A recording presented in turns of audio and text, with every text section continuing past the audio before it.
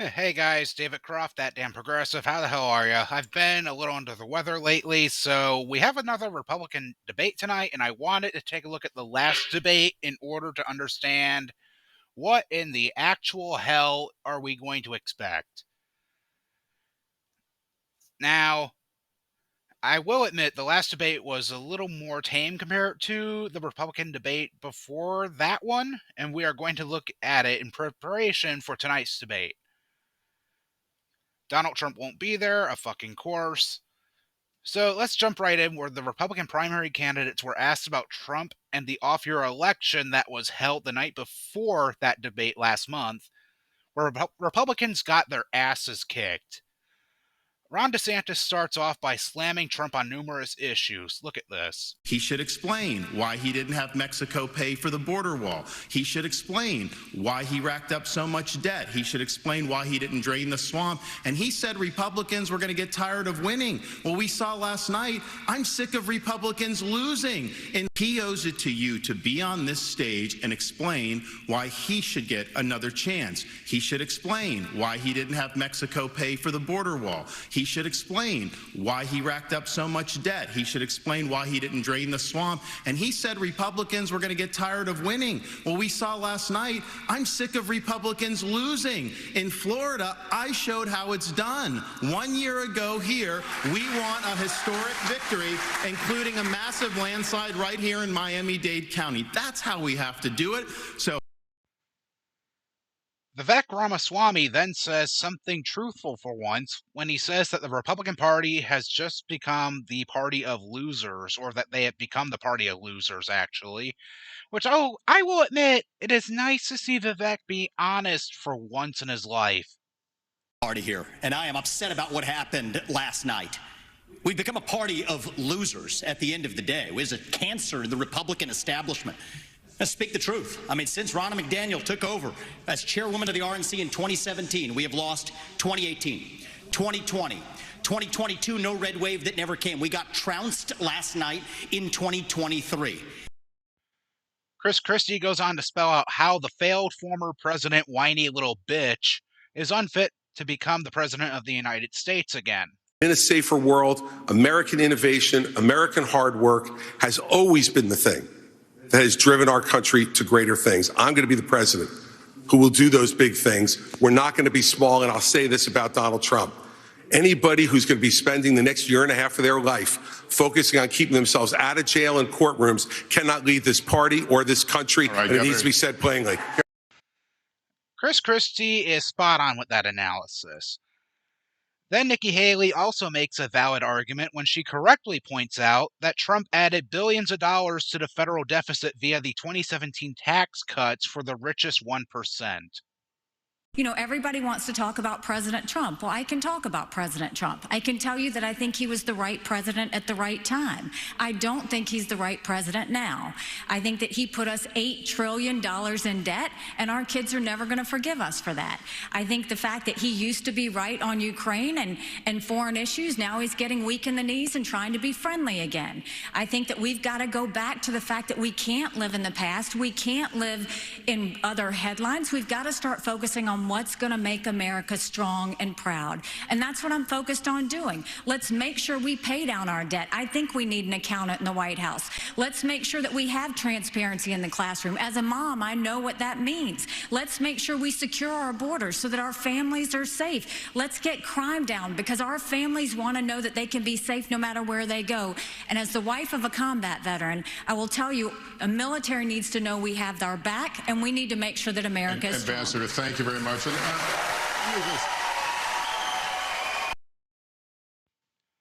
The topic of the Israel-Hamas war came up next. Ron DeSantis would go on to say that he wants blood, making it sound like he was actually a vampire who can somehow survive in the daylight.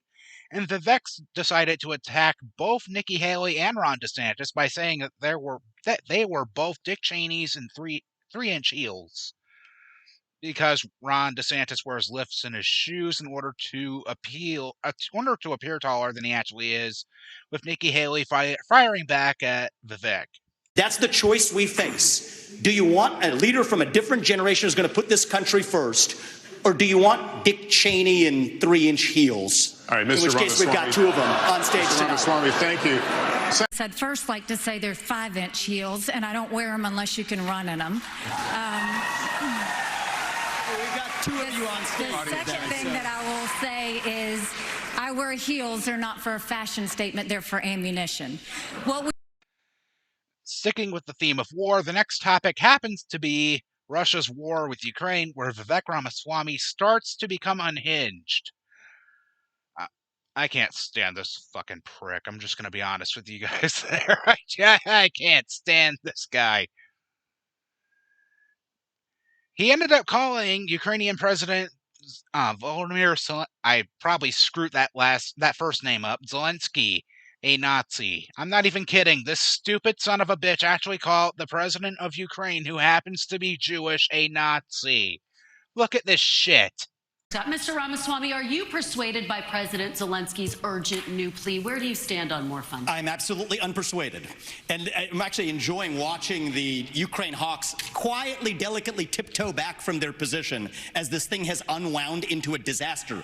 The first half of this race, I was the only person standing for it. Now they're actually quietly coming around to being more cautious, as they should. Level with the American people here. Ukraine is not a paragon of democracy. This is a country that has banned 11 opposition parties. It has consolidated all media into one state TV media arm. That's not democratic. It has threatened not to hold elections this year unless the U.S. forks over more money. That is not democratic. It has celebrated a Nazi in its ranks, the comedian in cargo pants, a man called Zelensky, doing it in their own ranks. That is not democratic. More facts for you that you won't hear from the mainstream in either party or the mainstream media. The regions of Ukraine that are occupied by Russia right now in the Donbass, Luhansk, Donetsk, these are Russian-speaking regions that have not even been part of Ukraine since 2014, that other people probably couldn't name those provinces for you. Those are the hard facts. And so to frame this as some kind of battle between good versus evil, don't buy it. And I'd like the likes of the sharpest of the war hawks on Ukraine, Nikki Haley, to have some accountability and answer. Do you want to use U.S. taxpayer money to fund the banning of Christians? That is actually what's happening. They're using the Ukrainian Orthodox Church. They have banned them. The Ukrainian parliament just did this last week, supported by our dollars. And I think you owe it to the American people, Nikki, to at least this one time at least condemn. Thank you. That's time. At least to condemn their banning of Christians. Mr. Ramaswamy, thank you. Mr. Ramaswamy. I will admit, right about here is where I was glad Nikki Haley is still in the Republican primary, because she would go on to say that Vladimir Putin and Chinese President Xi, I'm not even going to try to pronounce his last name, would love nothing more for Vivek Ramaswamy to become the President of the United States. This one Mr. time Ramaswamy, thank you. That's time. At least to Mr. condemn Ramaswamy, their thank banning you. of Christians. Mr. Ramaswamy, or else thank we're you. talking out of both sides Mr. Ramaswamy, thank you. We asked the questions. Ambassador Haley, well, she deserves to what answer. is your take on more funding for Ukraine? I am telling you, Putin and President Xi are salivating at the thought that someone like that could become president. They would love to see The fact of the matter is she doesn't answer So this the question. is what I will tell you. We're driving Russia first of all, into China's let's hands Ramaswamy, because of you these had foolish your time policies. to talk. The ambassador has the floor. Thank Ambassador, you. The please. first thing I'll tell you is we all remember what that thug did when he invaded Ukraine. We all know that 500,000 people have died because of Putin. And here is a freedom-loving, pro-American country that is fighting for its survival and its democracy. No, I don't think we should give them cash. I think we should give them the equipment and the ammunition to win. And I'll tell you, if Biden had done it when they first asked for it, this war would be over. But let's also remember this.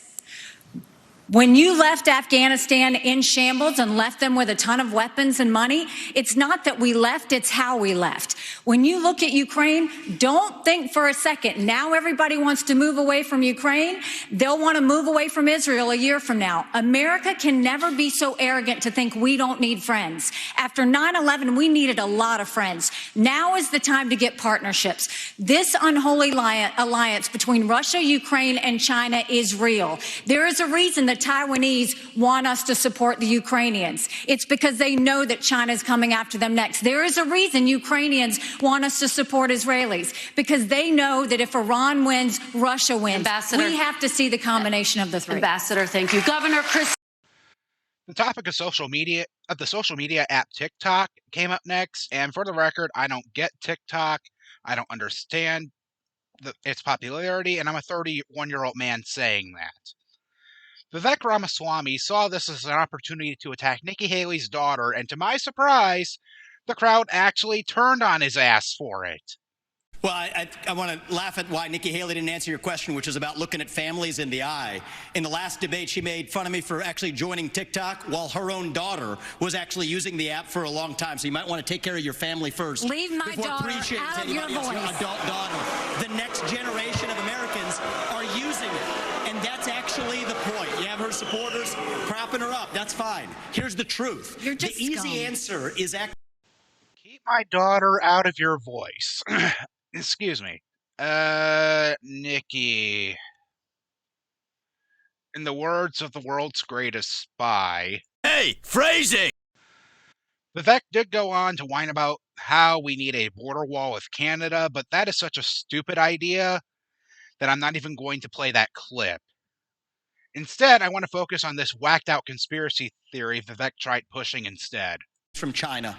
I'll keep us out of World War III and then revive national pride in this country. I also want to close with one message to the Democrat Party. End this farce that Joe Biden is going to be your nominee. We know he's not even the president of the United States. He's a puppet for the managerial class. So have the guts to step up and be honest about who you're actually going to put up so we can have an honest debate. Biden should step aside, end his candidacy now so we can see whether it's Newsom or Michelle Obama or whoever else. All right, just Mr. tell us the Ramaswamy, truth so we can have an honest debate.